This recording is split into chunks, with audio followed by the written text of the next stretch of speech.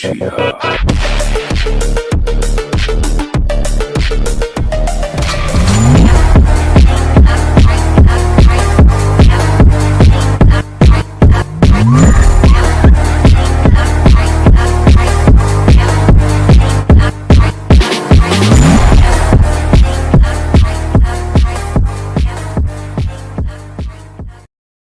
Man की latest news के हिसाब से उसकी जो वीक 1 की सेल हुई थी वो मात्र 1735 की हुई थी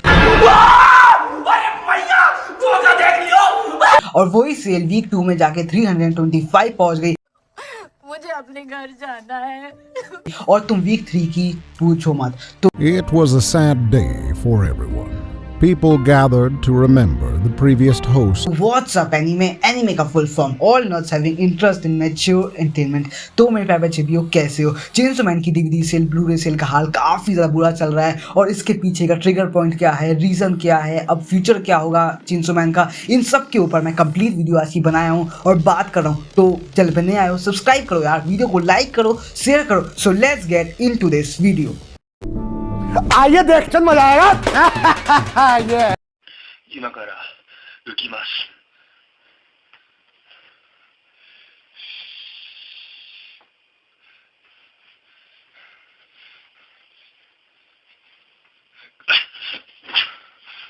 क्या कर रहा है यार तू? मतलब मजाक है क्या?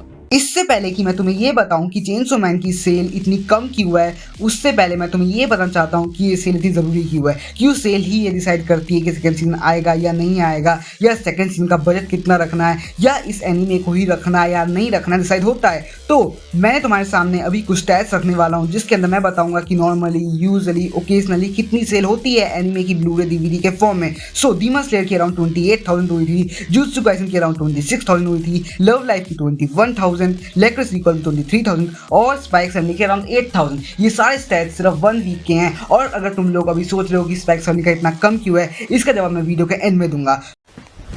Emotional damn it. क्योंकि 8,000 भी काफी अच्छा अमाउंट है, तो प्राइस कितना है इनका तो ये भी डिपेंड करता है कि बॉक्स लेने वाला कौन है। तो सबसे पहली बात, अगर डीवीडी बॉक्स है या ब्लू-रे बॉक्स है तो जापान में इन सारी सीरीज से खत्म होने के बाद उसको रिलीज किया जाता है, पर वॉल्यूम्स को आप प्री ऑर्डर कर सकते हो और एनीमे के बीच में खरीद सकते हो। पर वॉल्यूम की बात करूं तो एक ब्लू-रे वॉल्यूम के अंदर यूजुअली 2 एपिसोड्स को रखा जाता है जिसकी प्राइस अराउंड 7,000 येन यानी लगभग 4,000 रुपये हमारे इंडियन रुपीज़ में होते हैं। वहीं पे सिर्फ 2 एपिसोड के लिए 2,000 रुपये अगर कोई खर्च कर रहा है तो सोचो वो 12 एपिसोड के लिए 24,000 रुपये खर्च कर रहा है। क्या बोला तूने? और वहीं पे ब्लू-रे बॉक्स के अंदर 12 से 13 एपिसोड आते हैं और उसकी कॉस्ट अराउंड 30,000 येन पड़ती है, जिसका इंडियन रुपीज़ में कन्वर्जन पड़ा अराउंड 18,000 रुपीज़। क्या बोला तूने? जिसका मतलब 6,000 कम, पर ज्यादातर वीव्स, ओटाकोज, मांगा लवर वॉल्यूम ही प्रेफर करते थे। क्या बोला तूने? नहीं पहले क्या बोला? चल चलो। बहुत पैसा है अपने पास, तिजोरियां भर रही हैं, इतना पैसा है कि खत्म ही नहीं हो रहा। आज ही मैं 25 करोड़ रुपए लेके निकला था मार्केट में खर्च करने के लिए। साला बहुत ज्यादा मेहनत करने के बाद भी 16 करोड़ रुपए खर्च हुए हैं, 9 करोड़ रुपए अभी भी बचे हैं। फिर से आ गए रे बाबा, इधर जहर खाने का पैसा नहीं है तो जा रहे। और क्योंकि मैं अभी ब्लू-रे बॉक्सेस, डीवीडी सेल्स की बात कर रहा हूँ तो ये मैं बात भी उस समय की कर रहा हूँ जब डीमन स्लेयर और जुत्सु काइसन आई थी। उस समय ना ही कोरोना था, ना ही ओटीटी का इतना बड़ा इन्फ्लुएंस था, तो 26,000 कॉपीज बिकना, 28,000 कॉपीज बिकना एक वीक में काफ़ी ज़्यादा हेल्प देता था एनिमे स्टूडियो ग्रो करने में। और ये हेल्प इसलिए मिलती थी क्योंकि उस समय जो हमारी स्टूडियोज का जो मेन सोर्स ऑफ इनकम था वो था टीआरपी की सेल और उनकी डीवीडी सेल। और क्योंकि उन्हें डीवीडी सेल, ब्लू-रे सेल में काफ़ी ज़्यादा कॉपीज़ को बिकवाना होता था, इसलिए वो उसके अंदर एक्स्ट्रा कंटेंट डालते थे, स्पेशल्स ऐड करते थे, उसी के साथ अनसेंसर्ड मटेरियल भी डाला करते थे और एनिमेशन की क्वालिटी भी बढ़ाते थे ताकि ज़्यादा लोग अट्रैक्ट हों और वहाँ पे आएँ। और अगर तुम लोग का कंसर्न इस तरफ आ चुका है कि चेनसो मैन के पास तो इन सब की कोई दिक्कत ही नहीं है, उसके पास तो स्पॉन्सरशिप की कमी ही नहीं है, उसके पास कोलैबोरेशन है, उसके पास गेमिंग कंपनी के साथ टाई अप है, उसके पास खुद की क्लोथिंग ब्रांड है, मिल्किंग ब्रांड है, खुद के मर्चेंडाइज है, पोस्टर्स है, मापा की चैनल पे चाहे ओपी हो चाहे एंडिंग हो, उन सब पे ढेरों के ढेरों मिलियन व्यूज है, तो दिक्कत कहाँ आ रही है?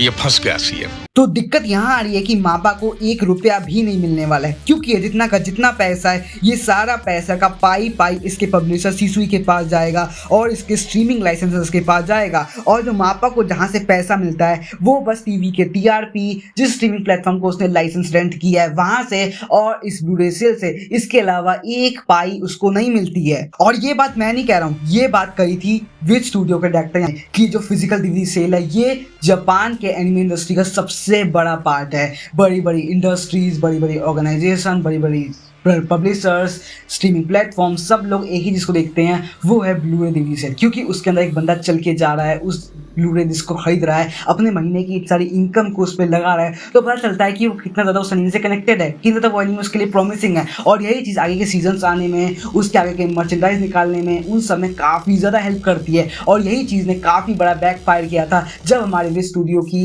बड़ी बड़ी सीरीज जैसे द एंशिएंट मैगस बाइट आ रही थी, या हमारी विनलैंड सागा आ रही थी, या हमारी अटैक ऑन टाइटन आ रही थी, क्योंकि उन सब की ब्लू-रे डिस्क काफ़ी अच्छे से बिक रही थी। पर क्योंकि वो लोग अपना टाइम टू टाइम एक शेड्यूल नहीं बना पा रहे थे, एनीमे को जिस प्रॉमिसिंग डेट पे प्रॉमिस पे रिलीज नहीं कर पाए थे, इसलिए इन सब एनीमे को मापा को या बड़े बड़े स्टूडियोज को बेचना पड़ा। और यही दिक्कत शायद अब मापा उठा रहा है। क्यों? क्या हुई?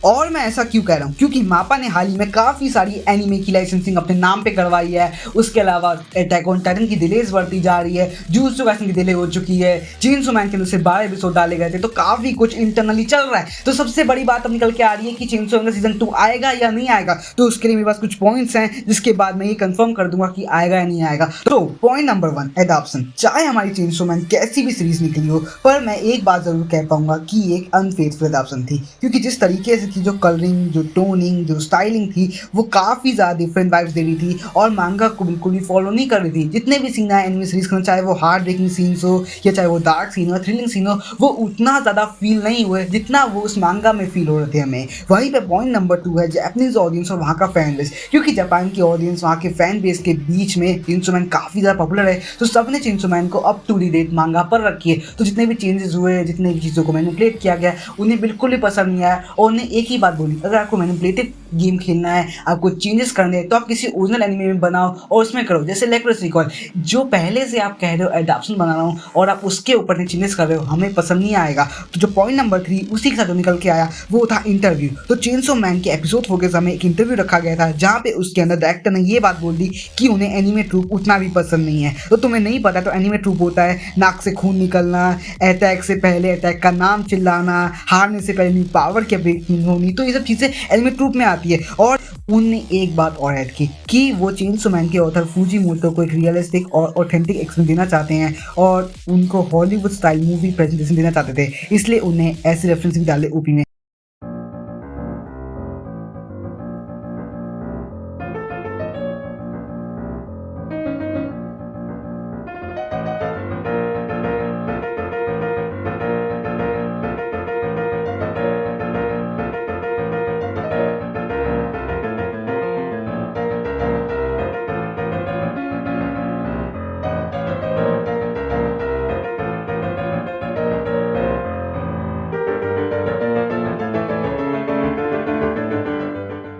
पर ये स्टेटमेंट काफ़ी ज़्यादा बैकफायर कर गया, इतना ज़्यादा बैकफायर कर गया कि चेनसो मैन इज बैड भी ट्रेंड कर रहा था हमारे कमेंट सेक्शन में मापा के और ट्विटर पे भी, और इसी ने पूरी की पूरी आज की वीडियो की नींव खड़ी की। तो जो पॉइंट नंबर 4 है वो है सॉर्सरीज। जी हाँ, चाहे जुजुत्सु काइसेन हो, चाहे डीमन स्लेयर हो, चाहे अटैक ऑन टाइटन हो, सबके अंदर 25-26 एपिसोड तो हैं, पर चेनसो मैन सिर्फ 12 एपिसोड हैं। तो इतना कम किस लिए? तो सबसे बड़ी बात है कि मापा बेशक काफ़ी बड़ी कंपनी है, तो वो अपना बजट इतना कम लगा रही है ताकि वो प्रॉफिट ज़्यादा कमा सके। 12 एपिसोड बनाना ईजी है, 12 एपिसोड हर साल निकालते रहने से काफ़ी ज़्यादा दिन तक आपके एनीमे चलेगी और हाई भी मेंटेन रहेगी, स्पॉन्सर भी मिलेगा, और AOT के साथ तो आप देख ही रहे हो क्या चल रहा है। तो जो लास्ट में जो पॉइंट निकल के आया है वो है हमारी तरफ से गलती। हमने इस सीरीज़ को ओवर हाइप किया, ओवर एस्टिमेट किया, ओवर एक्सपेक्टेशन थी हमारी, हमारा ओवर कॉन्फिडेंस था। इसके बाद ये सब चीज़ जब नीचे गिरी, जब हम नीचे गिरे तो सीरीज़ को इतना कुछ झेलना पड़ा। चेनसो मैन इतनी बुरी नहीं थी, पर हमारी जो सोच थी उसको लेके वो काफ़ी ज़्यादा नेक्स्ट लेवल पे थी।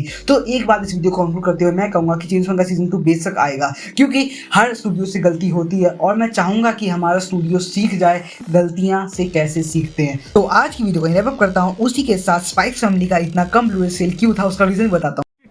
अबे जल्दी बोल, कल सुबह पनवेल निकलना है। तो ये सेल कम होने का रीजन यही था कि हमारी स्पाइक्स फैमिली को 2 पार्ट में रिलीज किया गया था। तो जो पार्ट 1 आया था उसका ही अराउंड 8000 कॉपीज बिकी थी। उसके अलावा भी हमारी स्पाइक्स फैमिली काफी सारे प्लेटफॉर्म से फ्री में अवेलेबल है, जैसे हमारी न्यूज इंडिया, फिर क्रंची रोल पे भी अवेलेबल है। तो उस हिसाब से 8000 सिर्फ पार्ट 1 का निकलना अच्छा है, क्योंकि पार्ट 2 के बाद ज्यादातर लोग लेना पसंद करते हैं। ओ चूना लगा दिया। तो आज की वीडियो करता हूँ, उम्मीद करता हूँ कि आपने नई वैल्यू, नई लेसन कुछ ना कुछ तो ऐड किया हो यार। अगर किया हो तो वीडियो को लाइक करो, चैनल पे नया सब्सक्राइब करो, जितना हो सके शेयर करो यार। तो मिलता हूँ अपने अगले ऐसे वीडियो में, तब तक के लिए बाय बाय, टेक केयर। さよならありがとう声の限り悲しみを